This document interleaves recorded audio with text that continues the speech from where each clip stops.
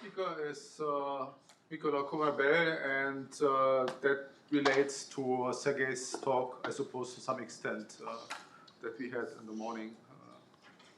Okay. Thank you very much for the introduction, and thank you, organizers, for giving me the opportunity to talk on this very nice program, and especially to Luca, because I was late for submitting the talk. Okay, so the title is about heterogeneous anomalous diffusion, and if by chance you will see a paper by Mykola Korabel, that's also me. So it's I'm from Manchester, and as Rainer said, I work with Sergei. The anomalous diffusion, as Sergei defined this in his talk, is a nonlinear dependence of the mean square displacement. And of course, you can have Gaussian or non-Gaussian distribution depending on the microscopy of the problem. And the question is what replaces the usual diffusion equation in this case. And if anomalous diffusion and anomalous exponent is constant, there are a huge literature starting from 90s, and this is not chronological and not, so this is just my favorite references, which I show, and many people in the audience are much more experts in this field than I am. But my question is, what happens when this anomalous exponent and diffusion coefficient are not constant? What if they are changing? And especially when they are changing for individual object or which is moving, individual trajectory. So that's what I am going to. And particularly, I'm trying to convince you that this heterogeneous anomalous diffusion happens all the time in biological applications. I start from a little bit background. This is my personal heterogeneous path through this field. This is non-chronological and it's not complete overview of the field. This is just my personal pass through this field. So when I was a postdoc with Ali Barkai, we studied two coupled fractional diffusion equations. Of course, the microscopy here is a continuous time random walk picture. So that, on the left, you have one continuous time random walk. On the right-hand side, you have another continuous time random walk, and they couple in the middle. And it turns out that if you carefully define the boundary conditions, what happens at x equals 0, you can solve this problem analytically. And there are some paradoxes in this. Of course, eventually the part with a lower anomalous exponent will win, so all particles will be there. But yeah, so this was my first attempt to tackle the heterogeneous anomalous diffusion. Then a more complicated problem, which I was involved together with Alexei Chechkin and Trivshe Sandev and Igor Sokolov and Ralph, was about distributed order time fractional equations. So instead of one exponent, you have a distribution of exponent given by this function, this function p of beta, and if you have this function as a sum of two delta functions, of course you can solve this and have much more complicated behavior. For example, explaining the accelerating subdiffusion. So you start from slower diffusion, and then eventually with time you accelerate. So the exponent will increase. The same approach can be done for space fractional diffusion equations, and this was done by, again, by these people in 2002. And this problem explains that deceleration is superdiffusive behavior. But this is average approach, so you're not describing the system with single particles, but rather ensemble of particles. And two approaches which I will need in my talk. So heterogeneous systems would be considered as a superstatistical ensemble of particles. This approach, due to Beck and Cohen from 2003, and later Beck continued in 2006. So imagine that you have a diffusive particles, but the particles explore patches of a phase space. So they are not, they can't penetrate this, escape these patches, but and each patch is characterized by its own diffusion coefficient. So you have heterogeneity of particles, and if you have the distribution of diffusion coefficients in these patches given by exponential function, then it's easy to show that the distribution will be non-Gaussian and given by exponential function. And this is exactly what we saw today in the talk of Anon. So this exponential distribution with due to heterogeneity. And second model is when the diffusion coefficient itself is a stochastic process. So this model was introduced by Chabunsky and Slater. So this stochastic differential equation is just a Langevin equation, overdamped Langevin equation for a particle, but the diffusion coefficient is ruled by Einstein-Uhlenbeck process, and to make diffusion coefficient positive, just a square of this process. Okay, so these are a little bit of background, and now I turn to our experimental applications. So I will consider two particular cases which we've been involved from quite some time. So first is anomalous diffusion of endosomes inside cells, and second one is diffusion of single cells in Drosophila embryo. So this is a joint work with experimentalists and quite some colleagues from theoretical part. So Vicky Allen is a main experimentalist who did all experiments. Tom Way is a person who tracks the endosomes. So this is a picture or rather a cartoon and a picture of inside of a cell. So we have every cell has a cytoskeleton composed of actin filaments, microtubules. So these green filaments are microtubules. Red shorter are actin, and the endosomes are these round balls, and they are moving on the microtubules transported by the molecular motors. So they can attach and detach from the microtubule. So this is a very complicated heterogeneous problem. And I just show how the trajectories look like of these endosomes. So this is a pigment cell. They're quite wide, but not so tall, so it's 14 and 60 microns. So the trajectory is quasi one-dimensional. So they move persistently in one direction, then they probably detach from microtubule, attach again, and depending on the polarity of the molecular motor, it can change the direction, so going back and forth along microtubules.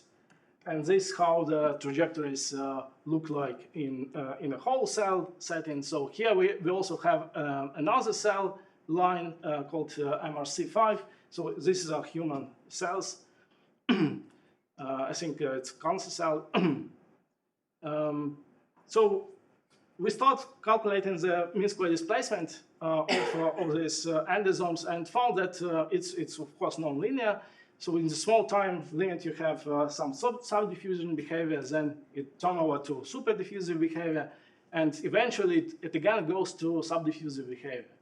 But what's important is that the ensemble mean square displacement coincide with time mean square displacement. So this indicates the ergodicity of the process, And so we can rule out the continuous time random walk picture of endosomes, and suggest that this is more likely FBM, fractional Brownian motion. But what was puzzling is this subdiffusive behavior on the long time limit, so I will get back to this later. So then we look at the distribution of displacement and increments of this process, and it turns out it's not Gaussian. But okay, so for FBM, we know that even if you have a Brownian diffusion, heterogeneity could make the distribution non-Gaussian. So we were not disappointed by this, but rather we were happy to find non-Gaussian distributions. And here it turns out the tails are power law. Then we decided to look at this long time subdiffusive behavior. And before doing any modeling, we calculated the mean square displacement for sub-ensembles of trajectories by filtering out shorter and shorter trajectories. So for t greater than 1 second means that we filter out all trajectories which are shorter than 1 second. And for t greater than 4 seconds, we filter out all trajectories which are shorter than 4 seconds. And you see that this subdiffusive behavior disappears. So the long time limit behavior becomes more diffusive.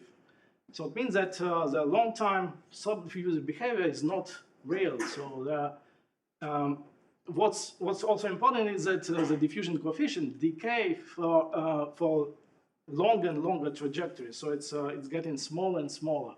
And we suggest that this might be due to the way how we measure these trajectories, or how the experimental setup is designed. So this confocal microscope only measures trajectories inside this slab, and particle can go inside, then we register it, and when particle escapes this, we lost the particle.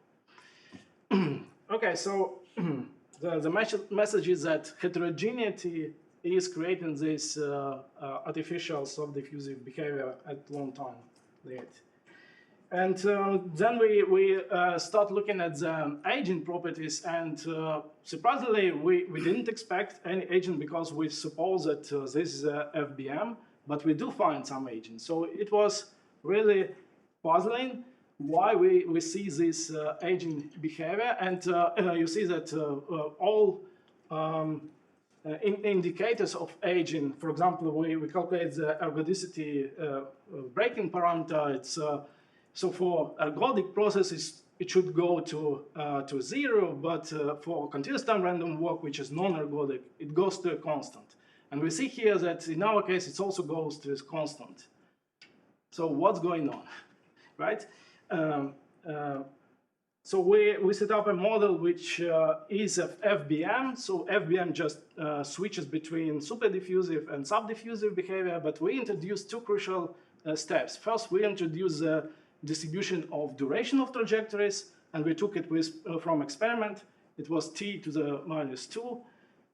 And we also introduced the dependence of diffusion coefficient on duration of trajectories. And we also took this from experimental data. And these two crucial ingredients explain all experimental data which we saw in the endosomal transport. It explains the long time subdiffusive behavior. It explains the apparent aging, which is not aging, but heterogeneity in our case. So it was really nice to see how everything come up to this. So, and these are just two papers where we summarize these results. I have no time to tell you how we did this in more detail, but these are just flash out of neural network which we designed. It's really more powerful than any other techniques which we have used before, because it's really pick up the patterns in the trajectories. And the last slide is just about the cell motility over singles inside embryos. And here we saw again, similar patterns to endosome movement, yeah, just for you to appreciate how complex and heterogeneous this dynamic is, I have two videos. On the top are the spread of this hemocyte cell inside embryo. It was tracked for 6 hours by our colleagues, and on the bottom is the trajectory extracted from the video above. And yeah, the picture on the right is artistic impression of this, but unfortunately the editor didn't like this. Okay, so I will. Do I have time or? 2 minutes according to the clock. Okay. Yeah. So in the analysis of these trajectories, we find that the distribution of anomalous exponent, the distribution of diffusion coefficient, and this comes from this neural network, which I haven't told you, but yeah, the message is that it's a really powerful tool and very sensitive. The distribution of displacement is again non-Gaussian, but yeah, that's what we expect from heterogeneous process. These cells also interact with each other, so it's add a complexity to this anomalous diffusion. And we just start analyzing how these cells interact. So we have more experiments with two-color. We tracked also nuclei and cell boundary of the cells to just discriminate the interactions between cells, and this is a work in progress. And just to mention that recently we published a review paper on heterogeneous anomalous diffusion, where we just try to summarize all evidence of heterogeneous anomalous transport in cellular and molecular biology and give some theoretical perspective how you might approach these problems. And yeah, so I hope I convey that heterogeneous anomalous diffusion is everywhere in biology, so you shouldn't expect any homogeneous anomalous diffusion at all, rather look for heterogeneity. Intracellular transport, we continue the work with Vicky Allen in neuron cells. We track the dense core vesicles. So these are different kind of vesicles to endosomes, but we hope to find similar heterogeneous anomalous diffusion. As I say, cell movement, we're continuing this two-color experiment, and yeah, new method like neural networks and agent-based modeling we hope to develop for these kind of problems. Okay, thank you very much.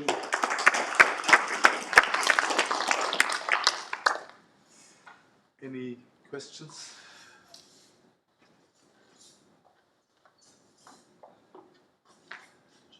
You mentioned at some point that, I mean, the subdiffusion for the endosomes dies out in the long-time limit. So is this a genetic property of the endosomes, or is that again due to the experimental setup? Yeah, it's a difficult question. So for endosomes, we show that it looks like the diffusion coefficient depends on the duration of trajectory, because trajectories stay longer in the Yes. volume where we measure trajectories. That was on the slide, yeah. But for bacteria, which I haven't mentioned, so this yet unpublished data, we found similar behavior. And for bacteria, there is no volume where they were measured inside whole volume, so there is no problem with measuring volume. So we don't know what exactly the answer is. Yeah. See, more complex. Okay. Yes, please. I've noticed that the ergodicity breaking parameter was huge in your calculation. So is it the width divided by the mean, or how do you define this exactly? So it was It's the distribution of the TSD, right? yeah. So it was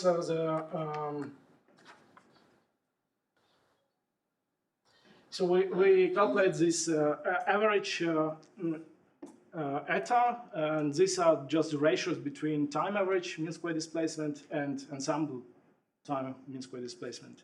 Yeah, and because trajectories are all have different durations, the time mean square displacement is very noisy. So this eta has a huge variation. Yeah, so it's the distributions are really broad.